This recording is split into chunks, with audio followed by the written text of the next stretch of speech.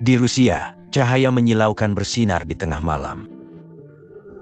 Sebelum kuda misterius dan ajaib turun ke bumi, dalam sekejap mata, kuda ajaib melesat melalui ladang gandum dan lepas landas ke langit. Keesokan paginya, pemilik Whitfield marah. Dia memanggil 3 putranya untuk melihat sisi mengerikan dari Whitfield mereka yang kacau, yang merupakan sumber mata pencaharian utama mereka. Pemiliknya yakin beberapa bajingan sedang bermain-main dengannya dan melakukan ini ke bidangnya. Tangkap siapapun yang lakukannya. Pemiliknya menyuruh anak-anaknya untuk menjaga lapangan pada malam hari sebelum dia pergi. Jerapah mereka nak bisa nigriani korosif? Kemudian putra sulung memiliki adik bungsu mereka bernama John melakukan pekerjaan atas nama mereka. Karena bagaimanapun, John adalah pria yang baik dan, pria keluarga. Malam tiba dan John bertugas menjaga lapangan. Dia mencoba menghibur dirinya sendiri dengan berbicara dengan landak kecil. Dia tangkap sebelumnya, tapi suara seseorang yang datang dari jauh mengejutkannya. Saat John bersiap untuk mempertahankan pertanian, dia menemukan dirinya dikerdilkan oleh kuda besar yang berdiri di depannya. John segera mengakui wali kota sebagai pelakunya. Ia mengacaukan lapangan tadi malam untuk memastikan wali kota tidak kabur. John memanjat menara pengawal dan melemparkan tali di leher wali kota.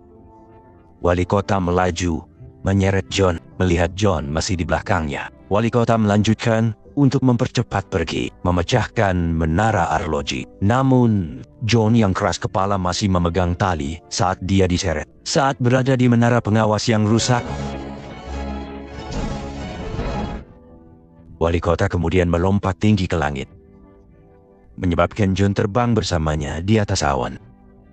Pemandangan desa dari atas awan adalah ikon, dan John sangat heran sehingga dia mulai berteriak dan melambai dengan gembira. Namun, kegembiraan John hancur ketika kuda betina tiba-tiba mendarat, menyebabkan menara pengawas jatuh. Untungnya, John masih utuh, tapi sedikit pusing. Namun, kuda betina itu akhirnya terjebak di rawa dan akan tenggelam. John memutuskan untuk menyelamatkannya, jadi dia berusaha keras untuk menarik tali di lehernya, tapi tidak berhasil. Lagi pula, kuda betina itu terlalu besar dan berat untuk ditarik John dari rawa. Saat itu, sebuah ide cemerlang muncul di benak John. Dia mengikat tali ke pabrik air terdekat dan menyalakannya. Pabrik mulai secara bertahap menarik kuda raksasa keluar dari rawa, memungkinkan dia untuk kembali ke tempat yang aman. John berhadapan langsung dengan kuda betina yang kemudian meneteskan air mata. John memiliki janjinya untuk tidak mengacaukan ladang ayahnya. Sebelum dia melepas tali di lehernya dan melepaskannya, wali kota berterima kasih kepada John sebelum melaju dan terbang ke langit, tidak pernah kembali. John senang untuk wali kota, tetapi terkejut melihat wali kota merusak Whitfield, bahkan lebih. Untuk itu ayahnya akan memberinya pukulan seumur hidup. Fajar menyingsing dan John terbangun di kandang untuk menemukan beberapa hitam. Dan kuda-kuda megah menatapnya. Dia kemudian dikejutkan oleh suara makhluk aneh yang bisa berbicara, memberitahu John untuk meletakkan senjatanya, karena di sini untuk berbicara dengannya. Saat John mengatakan tidak, makhluk itu menendang wajahnya dan menjatuhkannya. Tidak lama kemudian, John sadar kembali untuk menemukan seekor kuda kecil bernama Fall menyapanya. Ternyata, anak kuda adalah putra wali kota ajaib yang diselamatkan John tadi malam. Untuk alasan ini, wali kota ajaib mengirim anak kuda ke John, bersama dengan kuda-kuda yang luar biasa, sebagai hadiah untuk menunjukkan rasa terima kasih kepada John. Mendengar ini, John sangat gembira. Pria? Hanaki? Tapi kegembiraannya berumur pendek ketika ayahnya mengetahui bahwa seluruh ladang gandumnya hancur. Melihat ayahnya yang marah datang untuk membunuhnya, John takut. Tapi anak kuda membuat John naik ke punggungnya sebelum dia keluar dari peternakan dengan kecepatan seperti pelari jalan.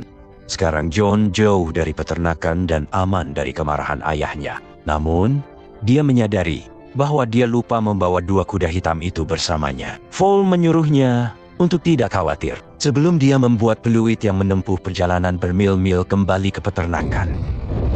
Mendengarnya, kuda-kuda menanggapinya dan segera melaju sebelum ayah John dapat menangkap mereka. Sekarang kuda-kuda itu bersamanya. John berjalan ke kota. Setelah sampai di sana, John memutuskan untuk menjual kuda hitam yang megah, yang kemudian menarik perhatian pedagang yang paling berprestasi. Penuh memberitahu dia untuk tidak menarik terlalu banyak perhatian dan menjual kuda ke pedagang manapun yang jauh dari pusat. Dengan cara ini, dia akan menyingkirkan perhatian yang tidak perlu dan akan menghasilkan lebih banyak uang pada saat yang sama.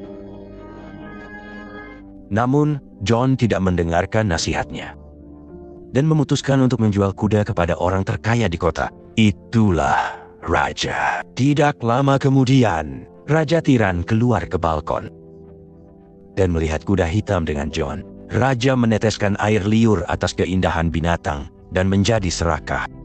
Sementara semua orang mencoba membeli kuda dari John, dia berhadapan langsung dengan Raja tua. Siapa yang bertanya-tanya, bagaimana petani miskin seperti John memiliki kuda yang begitu megah? Berdasarkan itu, Raja salah menyimpulkan bahwa Yohanes pasti telah mencuri mereka. Jadi, alih-alih membayar John untuk mereka, Raja memutuskan untuk mengambil kuda secara gratis. John tidak bisa berkata-kata karena dia harus melihat Raja pergi dengan kuda-kudanya secara gratis. John mengatakan maaf untuk jatuh karena tidak mendengarkan nasihatnya. Untungnya, musim gugur memiliki rencana B. Dia bersiul ke kuda untuk memanggil mereka kembali, dan kuda-kuda menanggapi panggilan itu dan keluar dari gerbang istana Raja sambil dibawa di atas gerobak oleh para pengawalnya. Raja mengejar kuda, tapi gerobak membalik dan Raja akhirnya jatuh di atas tumpukan karung bunga. Sementara John sangat gembira ketika kuda-kudanya kembali kepadanya. Setelah para penjaga menarik Raja keluar dari gerobak, Raja ditutupi dengan bunga dan mulai merasa malu. Melihat Raja yang malu, John tertawa sepenuh hati yang datang sebagai tusukan pada ego Raja, yang kemudian memutuskan untuk mengeksekusi John. Namun, anak buah Raja menasihatinya untuk tidak melakukannya, karena melakukan ini akan membuat Raja tampil sebagai tiran di depan rakyatnya. Karena John tidak melakukan sesuatu yang ilegal, Raja memutuskan untuk menekan kebenciannya terhadap Yohanes. Dia mulai bertingkah seperti pria terhormat, bertanya kepada Yohanes berapa banyak yang dia butuhkan untuk kuda-kuda itu. Karena Raja kaya raya, John menawar tinggi, mengejutkan Raja dan abdi dalamnya. Seorang punggawa menyarankan Raja untuk tidak membayar John karena kuda-kuda akan terus kembali kepadanya. Untuk alasan ini, Raja menawarkan John pekerjaan di istananya sebagai pembayaran untuk kuda. John dengan senang hati mengatakan ya dan membawa kuda-kuda dan jatuh bersamanya ke istana. Malam itu, Raja mencoba untuk tidur nyenyak. Tapi begitu dia menutup matanya, dia memimpikan John menari dan menjadi lebih populer di kalangan orang-orang.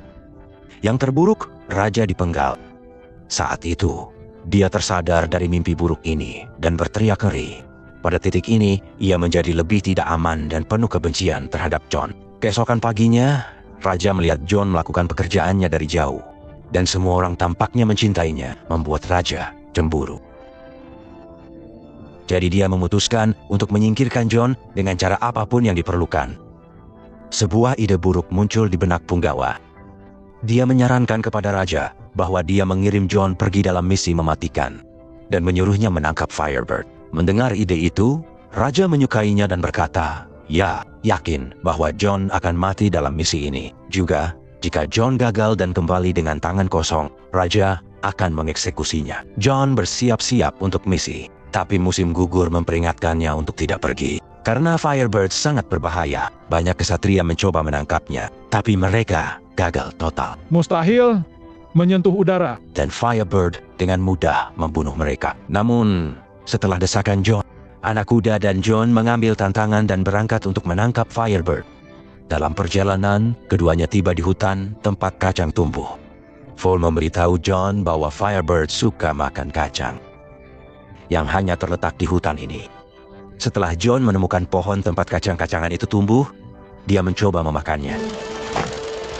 Namun, jatuh dengan lembut, menendang punggungnya, dan memperingatkannya untuk tidak melakukan itu. karena kacang ini lebih seperti obat penenang. Setelah Firebird makan banyak kacang, itu akan ditidurkan. Mendengar ini, John menyukai ide itu dan memutuskan untuk mengantongi beberapa sampai nanti. Keduanya tiba di tempat misterius di tengah gurun, tempat tinggal Firebird dan Lion. Tunggu sampai muncul sampai malam tiba. Untuk memikat Firebird legendaris, John menyebarkan kacang ke seluruh pasir untuk sukacita Johannes. Rencananya berhasil saat Firebird mengambil umpan dan mendarat untuk memakan kacang. Setelah makan selusin dari mereka,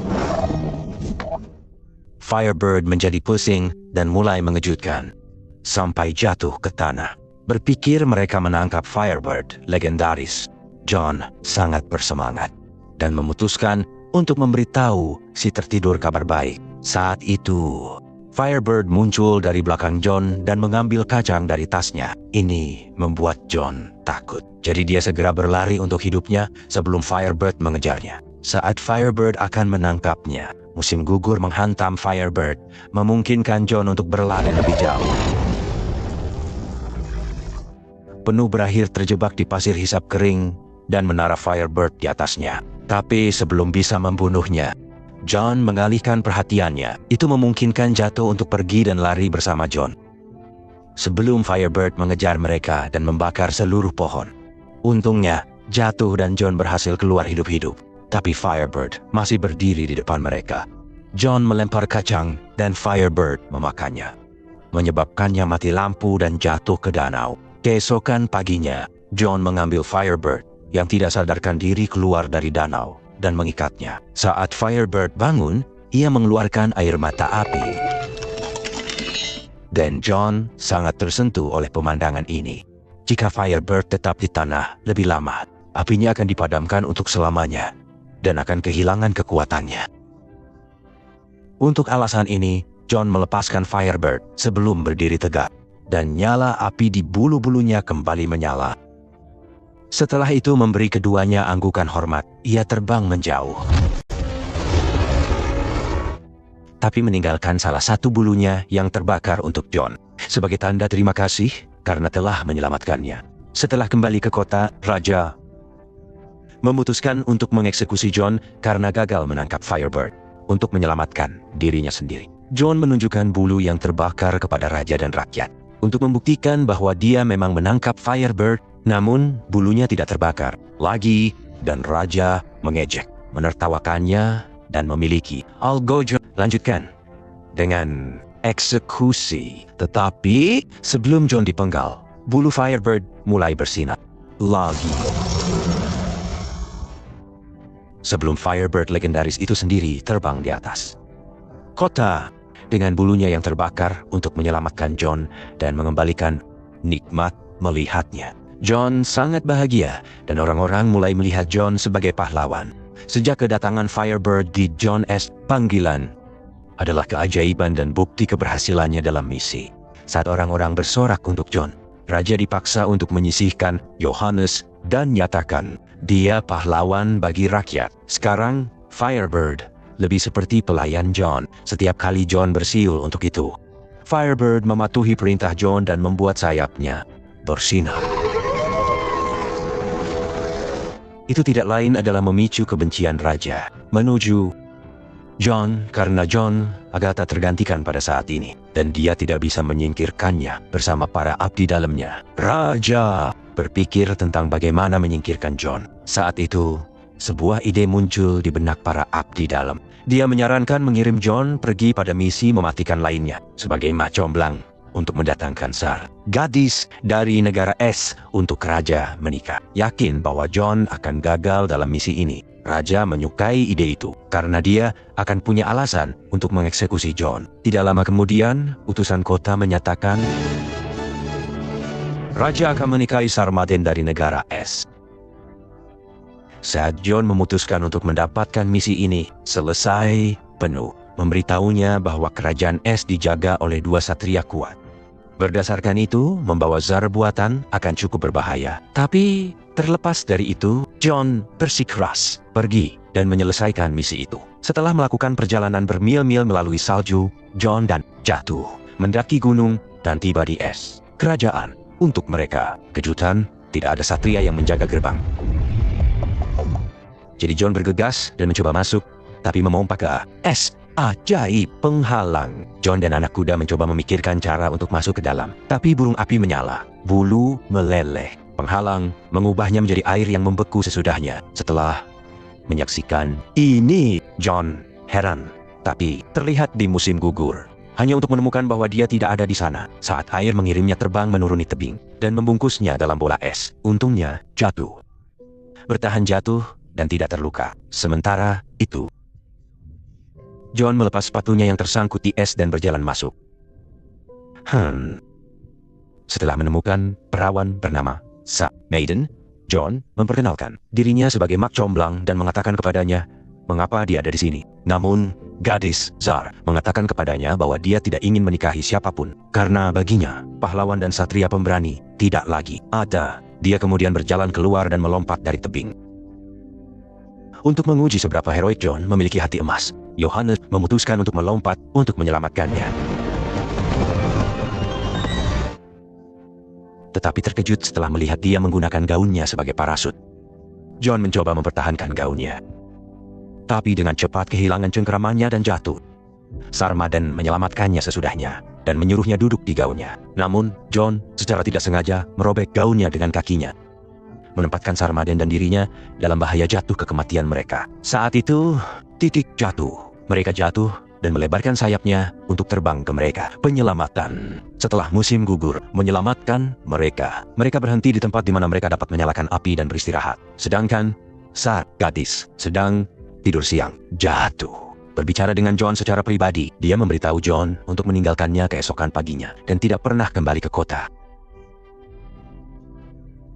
Namun, John berkomitmen untuk membawa Zar Maiden ke raja dan membuat ini tidak mungkin. Misi selesai. Mendengar ini, Zar Maiden terkesan dengan kesetiaan dan komitmen John. Keesokan harinya, Yohanes kembali ke kota bersama dengan Zar, gadis, dan orang-orang memanggilnya pahlawan. Untuk kesuksesannya, pada saat yang mustahil, tugas raja menjadi lebih membenci John sekarang karena dia dipaksa untuk menghargai dia dengan berat hati. Yohanes adalah dihargai dengan beberapa barang emas yang mahal.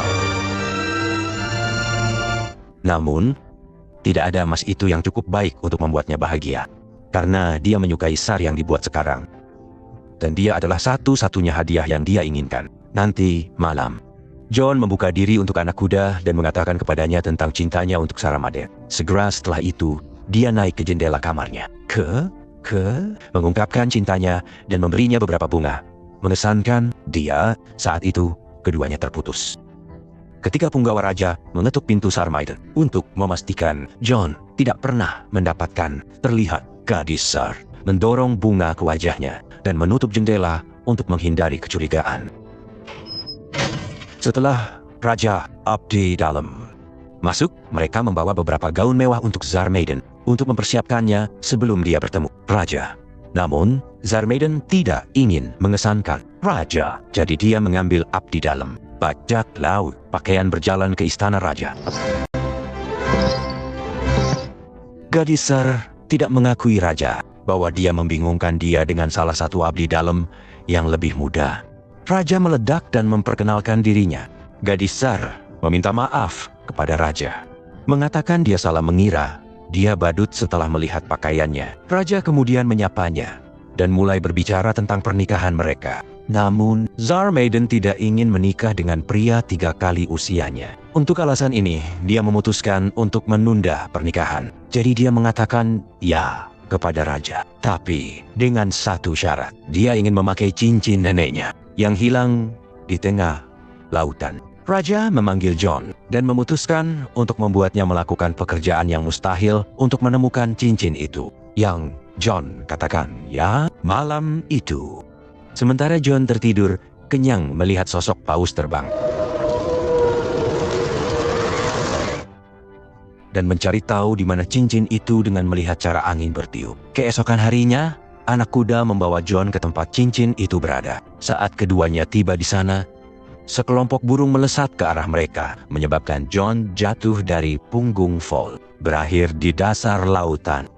John berenang kembali hanya untuk menemukan ombak yang menjulang tinggi menyerangnya. tapi penuh menyelamatkannya tepat waktu sebelum keduanya melihat raksasa di rantai paus. Melihat keduanya, paus mulai mengeluarkan suara dan anak kuda menafsirkannya. Untuk mengetahui bahwa paus memiliki 100 kapal yang terperangkap di dalam dirinya. Untuk itu dia dirantai sebagai hukuman. Merasa menyesal, paus menangis. John memutuskan untuk membantu paus dan membebaskannya dari rantai raksasa. Saat itu, John punya ide jenius. Satu-satunya cara untuk membebaskannya adalah dengan membuatnya bersin. Dan itu hanya bisa dilakukan jika lalat jatuh di dalam lubang hidung paus. Paul mengatakan, ya untuk ide itu, dan terbang ke dalam. Saat dia melakukannya, anak kuda menggelitik lubang hidung paus dengan sayapnya, menyebabkan paus bersin. Dan kirim keduanya terbang keluar saat mulai bergerak, memecahkan rantai besar dalam prosesnya. Terlebih lagi, kapal-kapal yang terjebak di dalam paus selama bertahun-tahun akhirnya dibebaskan saat keduanya beristirahat di pantai. Mereka menyaksikan paus menyelam kembali ke laut. Tidak lama kemudian, paus mengirimkan duo cincin yang mereka cari sebagai hadiah. Terima kasih. Dengan cincin ditemukan, misi selesai. Kemudian John diam-diam kembali ke kota di tengah malam dan mencoba menyelinap di dalam istana raja untuk memberikan cincin itu kepada Sarmaidin. Tapi saat dia mencoba membuka kunci jendela, punggawa raja melihatnya dari jauh. John berhasil sampai ke kamar Sarmaidin dan memberinya cincin. Saat itu, para penjaga masuk ke ruangan dan mencoba menangkapnya. Mendengar suara itu, raja terbangun dan mengambil senjatanya. Dia pergi ke balkon dan ketika melihat anak kuda berdiri di langkan, raja menembaknya. Sementara John ditangkap. Setelah dituduh salah mencoba menculik Sarmaidin. Malam setelahnya, Sarmaidin mendengar suara di luar kamarnya. Dia membuka pintu untuk menemukan seorang cewek menunggunya, yang kemudian membuatnya jatuh di luar, yang berhasil selamat dari tembakan. Ketika musim gugur bertanya kepada Sarmaidin tentang John, dia meyakinkannya bahwa dia datang dengan rencana untuk menyelamatkannya dari eksekusi untuk pasangan mati ke Varnia. Tapi Tiger, sebelumnya hari itu gadis kami memberitahu raja bahwa dia ingin menikah dengan seorang pemuda. Untungnya, ada resep lama yang bisa membuat raja terlihat jauh lebih muda. Resep itu adalah membuat raja mandi dengan 3 kuali. Salah satu air mendidih, kedua air es, dan ketiga susu mendidih. Raja menyukai ide ini dan akan mengatakan, ya, asani sekuhuto. Namun, punggawa menyelam mereka dan menyarankan untuk mencoba resep ini pada John I. Raja dengan senang hati mengatakan, ya, yakin resepnya akan gagal dan John akhirnya akan terbunuh. Kembali ke masa sekarang, gergaji yang dibuat memberitahu bodoh. Dia bisa menyelamatkan John dari 2 kuali pertama, tapi tak bisa menyelamatkannya dari yang ketiga. Satu-satunya cara menyelamatkannya dengan menggunakan bunga kehidupan dan kematian. Itu sebabnya Sarmaidin telah membawanya sepenuhnya. Dan meskipun sayapnya terluka karena tembakan, set lengkap untuk menemukan bunga itu. Keesokan harinya, 3 kuali dibawa ke raja, dan orang-orang berkumpul dari seluruh kota untuk menonton. Setelah raja memenjarakan John berdiri di depan rakyat agar dia dieksekusi, orang-orang menuntut agar dia mendengarkan John. King mengizinkan John mengucapkan kata-kata terakhirnya, dan John memberitahu orang-orang bahwa dia mencintai Sarmaidin. Setelah cukup mendengar, raja menyela John dan mendorongnya ke kuali pertama, air mendidih. Yakin bahwa John tidak akan selamat, namun itu gadis kami. Melepas cincin neneknya dan melemparkannya ke dalam kuali.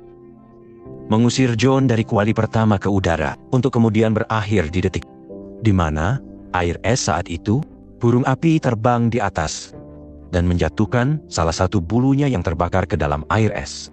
Sebelum John mati kedinginan, bulu itu membuatnya terbang keluar dari kuali kedua, untuk berakhir di ketiga, di mana susu mendidih berada. Tanpa bunga kehidupan dan kematian, John akan mati di kuali ketiga. Untungnya, Full berhasil menemukan bunga ini tadi malam. Saat dia mencoba untuk berbicara dengannya, bunga itu mengatakan penuh bahwa jika ada yang memetiknya, dia akan mati. Namun, penuh tetap memetiknya, ingin menyelamatkan nyawa temannya. Sekarang, John masih berada di dalam kuali ketiga. Dia tampaknya sudah mati. Dan kerumunan orang yang sangat mencintainya mulai pergi dengan putus asa.